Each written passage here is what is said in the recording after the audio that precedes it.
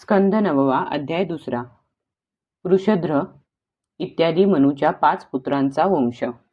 श्रीशुक म्हणतात, अशा प्रकारे जेव्हा सुदुम्न वनात गेला तेव्हा वैवस्वत मनूने पुत्रासाठी यमुनेच्या काठी 100 वर्षेपर्यंत तपश्चर्या केली.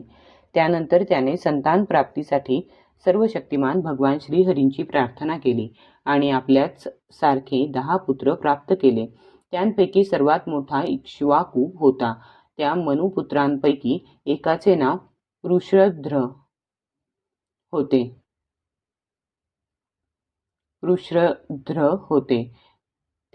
त्या मनुपुत्रांपैकी एकाचे नाव वृषध्र होते. त्याला गुरु वसिष्ठांनी गायींचे रक्षण करण्यासाठी नेमले, म्हणून तो रात्रीच्या वेळी अत्यंत सावधगिरीने विरासनात बसून गायींचे रक्षण करीत असे. एके दिवशी रात्री पाऊस पडत होता. त्यावेळी गायींच्या गोठ्यात एक वाघ घुसला. त्याला भिवून झोपलेल्या गायी उठून उभ्या राहिल्या. त्या गोशाळेमध्ये इकडे तिकडे धावू लागल्या. बलवान वाघाने एका गायीला पकडले. ती अत्यंत भयभीत होऊन हंबरू लागली. तिचा तो आक्रोश ऐकून वृषध्र गायीजवळ धावत गेला. रात्रीची वेळ आणि त्यात ढगांनी आच्छादिल्यामुळे तारे सुद्धा दिसत नव्हते. त्याने हातात तलवार घेऊन अजाणतेपणेच वाघ समजून वेगाने गायीचे शिर उडविले.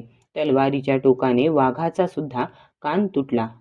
रस्त्यात रक्त गळत असलेल्या अवस्थेत तो अत्यंत भयभीत होऊन तेथून निघून गेला. शत्रुदमन वृषध्राला वाटले वाघ मेला, परंतु सकाळी त्याने जेव्हा गायीलाच मारलेले पाहिले तेव्हा त्याला अतिशय दुःख झाले. वृषध्राने जाणून बुजून जरी अपराध केला नव्हता तरी सुद्धा कुलपुरोहित वसिष्ठांनी त्याला शाप दिला की या कर्मामुळे तू क्षत्रिय राहणार नाहीस, शूद्र होशील. गुरुदेवांचा शाप वृषध्राने हात जोडून स्वीकारला आणि यानंतर त्याने मुनींना प्रिय असणारे नैष्ठिक ब्रह्मचर्य व्रत धारण केले. सर्व प्राण्यांचा हेतुरहित हितैषी सर्वांच्या बाबतीत समान भावनेने युक्त होऊन तो भक्तीमुळे परम विशुद्ध भगवान वासुदेवांचा अनन्य भक्त झाला. त्याची सर्वांविषयीची आसक्ती नाहीशी झाली. सर्व वृत्ती शांत झाल्या. इंद्रिये वश झाली. तो कधीही कोणताही संग्रह करीत नव्हता. दैववशात जे काही प्राप्त होत असे त्यावरच तो आपला जीवननिर्वाह करीत असे. तो आत्मज्ञानाने संतुष्ट होता आणि आपले चित्त परमात्म्यामध्ये स्थिर करून बहुतेक वेळ समाधीस्थच राहत असे. तो वेडा आंधळा अगर बहिरा असल्याप्रमाणे पृथ्वीवर संचार करीत असे. अशा प्रकारे राहणाऱ्या त्याने एकदा वनात भडकलेला वणवा पाहिला. मननशील वृषध्राने आपला देह त्या अग्नीत भस्म करून तो परब्रह्माला प्राप्त झाला. मनूचा सर्वात लहान पुत्र कवी नावाचा होता. विषय भोगांबाबत तो अत्यंत निस्पृह होता. राज्य सोडून तो आपल्या बंधूबरोबर वनात निघून गेला आणि स्वयंप्रकाश परमात्म्याला आपल्या हृदय सिंहासनावर विराजमान करून किशोर अवस्थेतच तो परमपदाला प्राप्त झाला. मनुपुत्र करुषापासून कारुष नावाचे क्षत्रिय उत्पन्न झाले. ते मोठे ब्राह्मण भक्त, धर्मप्रेमी व उत्तर भागाचे रक्षण करणारे होते. दृष्टाचे धृष्ट्र नावाचे क्षत्रिय झाले. या शरीराने शेवटी ते ब्राह्मण झाले. नृगाचा पुत्र सुमती, त्याचा पुत्र भूतज्योती आणि भूतज्योतीचा पुत्र वसु होता. वसूचा पुत्र प्रतीक आणि प्रतीकाचा पुत्र ओघवान. ओघवानाच्या पुत्राचे नाव सुद्धा ओघवानच होते. ओघवती नावाची त्यांना एक कन्या होती. तिचा विवाह सुदर्शनाशी झाला. मनुपुत्र नरिश्चंतापासून चित्रसेन, त्याच्यापासून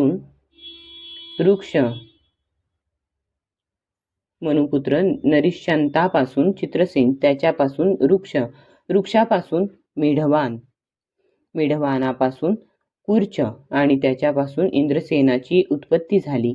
इंद्रसेनापासून वितिहोत्र, त्यापासून सत्यश्रवा, सत्यश्रवापासून उरुश्रवा आणि त्याच्यापासून देवदत्ताची उत्पत्ती झाली. देवदत्ताचा अग्निवेश्य नावाचा पुत्र झाला. तो स्वतः भगवान अग्निदेवच होता. तोच पुढे कानिन आणि महर्षी जातुकर्ण्य नावाने प्रसिद्ध झाला. परीक्षिता, ब्राह्मणांचे अग्निवेश्यायन नावाचे गोत्र त्याच्यापासूनच चालत आले. अशा प्रकारे नरिशंताच्या वंशाचे मी वर्णन केले. आता दिष्टाचा वंश एक. दिष्टाच्या पुत्राचे नाव नाभाग होते. हा नाभाग दुसरा आहे. आपल्या कर्मामुळे तो वैश्य झाला. त्याचा पुत्र झाला भलंदन आणि त्याचा वत्सप्रीतीचा पांशु आणि पांशुचा पुत्र प्रमती झाला.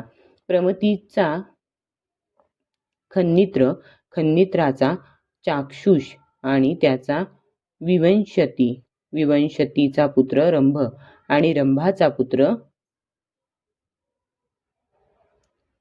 खनिनेत्र. हे दोघेही धार्मिक होते. त्याचा पुत्र करंधम आणि करंधमाचा आविक्षिताचा पुत्र मरुत्त चक्रवर्ती राजा झाला.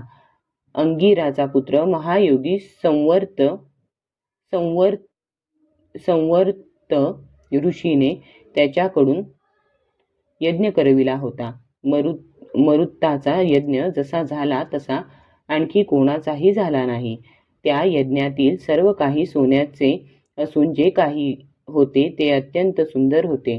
त्या यज्ञामध्ये सोमपान करून इंद्र संतुष्ट झाला होता आणि भरपूर दक्षिणा मिळाल्याने ब्राह्मण तृप्त झाले होते. त्यात मरुद्गण अन्न वाढणारे आणि विश्वेदेव सभासद होते. मरुत्ताच्या पुत्राचे नाव दम होते. दमाचा राज्यवर्धन, त्यापासून सुधृती आणि सुधृतीला नर नावाचा पुत्र झाला. नरापासून केवल, केवलापासून बंधुमान, बंधुमानापासून वेगवान, वेगवानापासून बंधू आणि बंधूपासून राजा तृणबिंदूचा जन्म झाला. तृणबिंदू आदर्श गुणांचे भांडार होता. अप्सरांमधील श्रेष्ठ अलंबुषा देवीने त्याला वरले. तिच्यापासून त्याला अनेक पुत्र आणि इडविडा नावाची एक कन्या झाली. मुनिवर विश्रवाने आपले योगेश्वर पिता पुलस्त्य यांच्याकडून उत्तम विद्या प्राप्त करून घेऊन इडविडेपासून कुबेराला जन्म दिला. तृणबिंदूला विशाल, शून्यबंधू आणि धूमकेतू असे 3 पुत्र झाले. त्यांपैकी विशाल हा वंशधर झाला आणि त्याने वैशाली नावाची नगरी वसविली. विशालाचा हेमचंद्र, हेमचंद्राचा धूम्राक्ष, हेमचंद्राचा धूम्राक्षाचा संयम आणि संयमाचे कृशाश्व व देवज असे 2 पुत्र झाले.